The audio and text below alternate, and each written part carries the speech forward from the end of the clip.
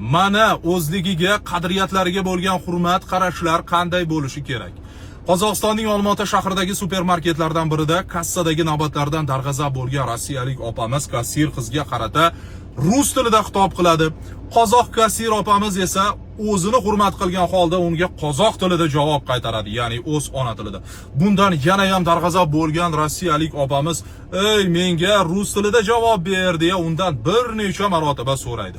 Qozoq kassir opamiz esa o'z so'zida qat'iy turadi va ona tilida javob berishda davom etadi. Yakunda esa rossiyalik opamiz ushbu holatni tasvirga olayotganliklari va ijtimoiy tarmoqlarda e'lon qilishlari haqida aytib o'tadilar. Opaxon so'zlarida turdilar va holat ijtimoiy tarmoqlarda tarqaldi. Keskin muhokamalar ortidan rossiyalik opamiz 86,5 ming tenge miqdoridagi jarima jazosiga munosib ko'rilibdilar. Juda ham meni bugun ko'rgan va bilgan, o'qigan xabarlarimning ichida eng yaxshisi bo'ldi. Mana shu rus tili bilan bog'liq holat menda ham juda ham ko'p uchrab turadi va men ularga mana shunday javob qaytaraman.